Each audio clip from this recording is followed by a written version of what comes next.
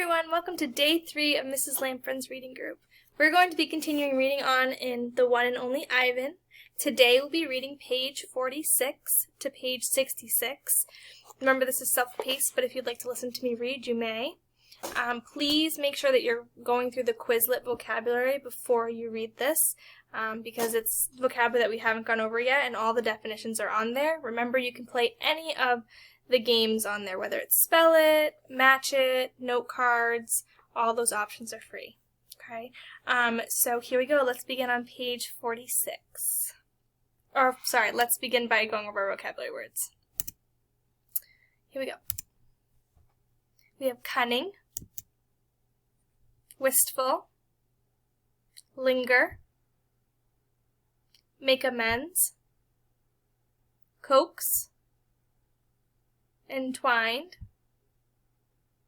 indifferent, nimbly. Very good. All right, here we go. Page 46. Drawing Bob. I love Julia's pictures of Bob. She draws him flying across the page, a blur of feet and fur. She draws him motionless, peeking out from behind a trash can or the soft hill of my belly.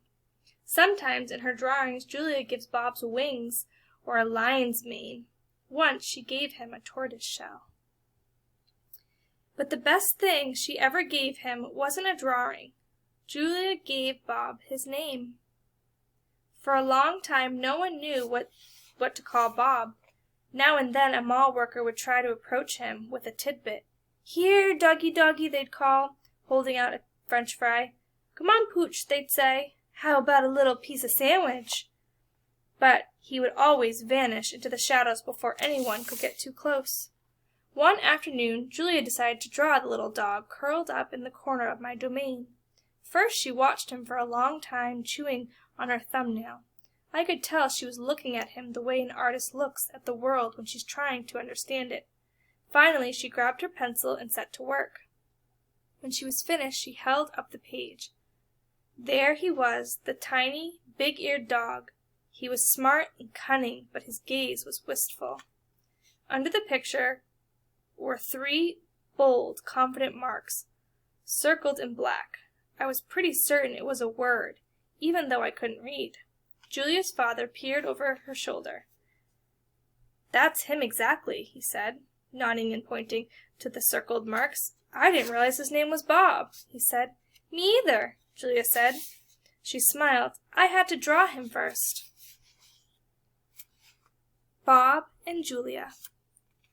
Bob will not let humans touch him. He says their scent upsets his digestion. But every now and then I see him sitting at Julia's feet. Her fingers move gently just behind his right ear. Mac. Usually Mac leaves after the last show, but tonight he is in his office working late. When he's done, he stops by my domain and stares at me for a long while he drinks from a brown bottle. George joins him, broom in hand, and Mac says the things he always says. "How about that game last night?" And "Business has been slow, but it'll get better, you'll see." And "Don't forget to empty the trash." Mac glances over at the picture Julia's drawing. "What are you making?" he asks. "It's for my mom," Julia says. "It's a flying dog." She holds up her drawing, eyeing it critically.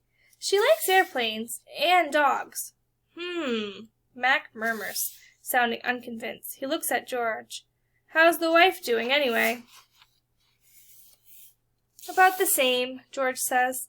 "She has good days and bad days." "Yeah, don't we all?" Mac says. Mac starts to leave, then pauses. He reaches into his pocket, pulls out a crumpled green bill, and presses it into George's hand. "Here," Mac says with a shrug. "Buy the kids some more crayons." Mac is already out the door before George can yell, "Thanks!" Not sleepy. "Stella," I say after Julia and her father go home, "I can't sleep." "Of course you can," she says. "You are the king of sleepers." "Shh," Bob says from his perch on my belly. "I'm dreaming of chili fries." "I'm tired," I say, "but I'm not sleepy." What are you tired of? Stella asks. I think for a while. It's hard to put into words. Gorillas are not complainers. We're dreamers, poets, philosophers, and nap-takers. I don't exactly know. I kick up my tire swing. I think I may be a little tired of my domain.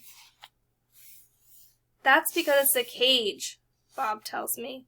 Bob is not always tactful. I know, Stella says. It's a very small domain. And you're a very big gorilla, Bob adds. Stella? I ask. Yes? I noticed you were limping more than usual today. Is your leg bothering you? Just a little, she answers. I sigh. Bob resettles. His ears flick. He drools a bit, but I don't mind. I'm used to it. Try eating something, Stella says. That always makes you happy. I eat an old brown carrot. It doesn't help, but I don't tell Stella. She needs to sleep. You could try remembering a good day, Stella suggests. That's what I do when I can't sleep. Stella remembers every moment since she was born, every scent, every sunset, every slight, every victory. You know I can't remember much, I say. There's a difference, Stella says gently, between can't remember and won't remember. That's true, I admit. Not remembering can be difficult, but I've had a lot of time to work on it. Memories are precious, Stella adds. They help tell us who we are. Try remembering all your keepers. You always liked Carl, the one with the harmonica. Carl, yes, I remember how he gave me a coconut when I was still juvenile. It took me all day to open it. I tried to recall other keepers I have known, the humans who cleaned my domain and prepared my food and sometimes kept me company. There was Juan, who poured Pepsi into my waiting mouth, and Katrina, who used to poke me with a broom when I was sleeping, and Ellen, who sang, "How much is the monkey in the window?" with a sad smile while she scrubbed my water bowl. And there was Gerald, who once brought me a box of fat, sweet strawberries. Gerald was my favorite keeper. I haven't had a real keeper in a long time. Mac says he doesn't have the money to pay for an ape babysitter. These days, George cleans my cage, and Mac is the one who feeds me. When I think about all the people who have taken care of me, mostly it's Mac. I recall the day in and day out, year after year after year after year. Mac, who bought me and raised me and says I'm no longer cute. As if a silverback could ever be cute. Moonlight falls on the frozen carousel, on the silent popcorn stand, on the stall of leather belts that smell like long gone cows. The heavy work of Stella's breathing sounds like the wind in trees, and I wait for sleep to find me. The Beetle. Mac gives me a new black crayon and a fresh pile of papers. It's time to work again. I smell the crayon, roll it in my hands, press the sharp point against my palm. There is nothing I love more than a new crayon. I search my domain for something to draw. What is black? An old banana peel would work, but I've eaten them all.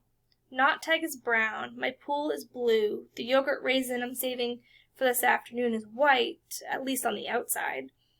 Something moves in the corner. I have a visitor! A shiny beetle has stopped by. Bugs often wander through my domain on their way to somewhere else. Hello, beetle, I say. He freezes, silent. Bugs never want to chat. The beetle's an attractive bug with a body like a glossy nut. He's black as a starless night. That's it. I'll draw him. It's hard making a picture of something new. I don't get the chance that often, but I try. I look at the beetle, who's being kind enough not to move, then back at my paper. I draw his body, his legs, his little antenna, his sour expression. I'm lucky. The beetle stays all day. Usually bugs don't linger when they visit. I'm beginning to wonder if he's feeling all right. Bob, who's been known to munch on bugs from time to time, offers to eat him. I tell Bob that won't be necessary. I'm just finishing my last picture when Mac returns. George and Julia are with him. Mac enters my domain and picks up a drawing. What the heck is this? He asks. Beats me what Ivan thinks he's drawing. This is a picture of nothing, a big black nothing. Julia is standing just outside my domain. Can I see it? She asks. Mac holds my picture up to the window. Julia tilts her head. She squeezes one eye shut, then opens her eyes and scans my domain. I know, she exclaims. It's a beetle. See that beetle? Over there by Ivan's pool?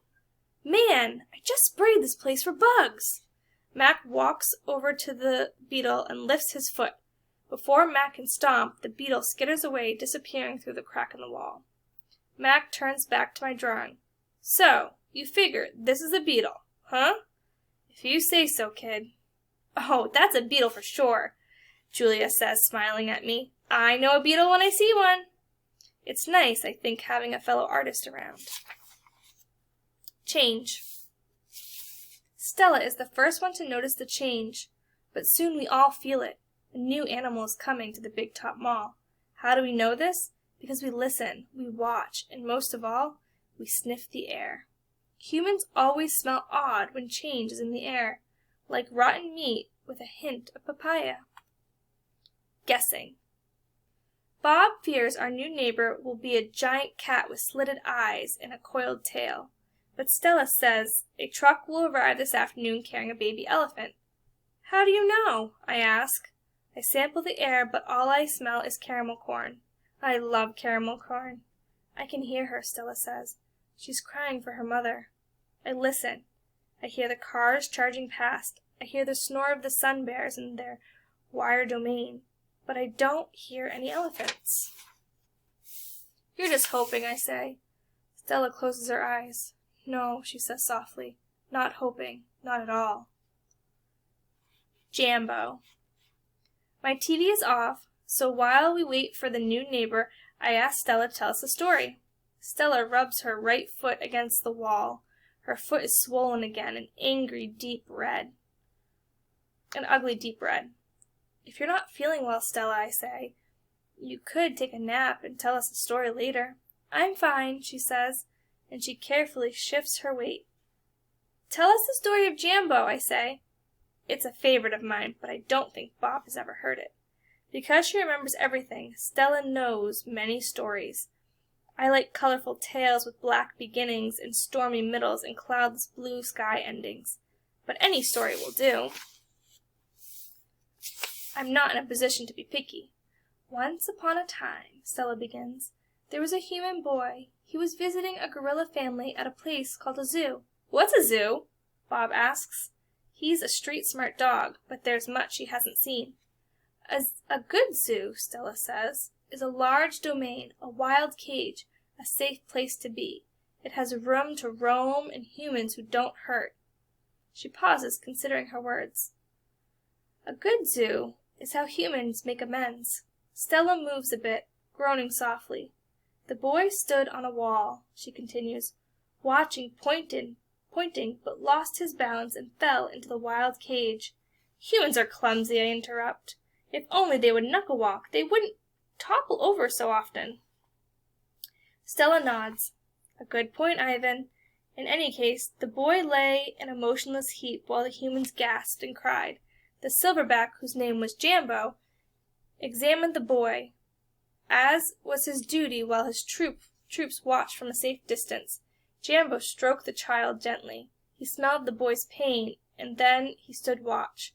When the boy awoke, his humans cried over, "Stay still! Don't move!"